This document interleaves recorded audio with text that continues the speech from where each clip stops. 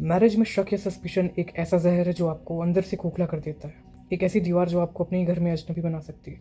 जब एक client lawyer के पास जाता है तो वो सिर्फ लीगल एडवाइस नहीं मांग रहा होता, वो क्लैरिटी मांग रहा होता है कि क्या सिर्फ मैं वहम कर रहा हूँ या सच में कुछ गलत हो रहा है। उनकी आंखों में सिर्फ गुस्सा नहीं, गहरा दर्द होता है। ये एक क्लाइंट की रियल सिचुएशन है, आप समझिए। उन्हें कुछ अजीब स्पेंडिंग पैटर्न्स दिखे, जैसे अनयूजुअल डिजिटल पेमेंट्स और अजीब डिस्क्रिप्शंस जैसे कि होटल बुकिंग्स।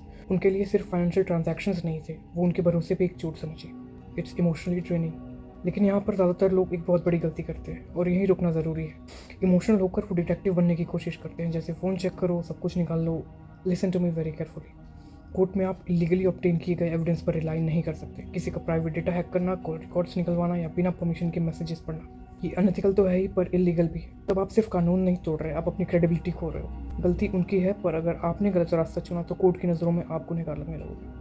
कोई भी रिस्पॉन्सिबल लॉयर आपको ये करने की सलाह कभी नहीं देगा, क्योंकि अगर आपने शॉर्टकट लिया तो आपका केस कोर्ट में खड़े होने से पहले ही गिर सकता है। तो सही रास्ता क्या है? जब आपके पास रीजनेबल ग्राउंड्स हो तब आपको लीगल रेमेडीज़ की मदद लेनी चाहिए। जब वही क्लाइंट कोर्ट के थ्रू जाएगा तो लीगल सिस्टम उनकी मदद करेगा।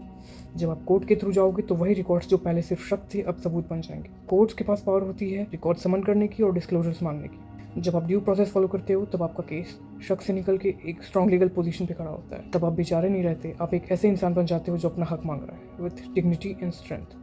अगर आपकी मैरिज में डाउट्स हैं तो डिटेक्टिव बनकर लीगल लाइंस क्रॉस मत कीजिए, अपने राइट्स को समझिए, एक प्रोफेशनल से बात कीजिए और लीगल सिस्टम को सही तरह से यूज़ कीजिए, क्योंकि सच्चाई तभी जीतती है जब उसे सही तरह से पेश किया जाए। ये आपको भी प्रोटेक्ट करेगा और आपके केस को मजबूत भी। I wish you do not face it and do not miss the blind spot.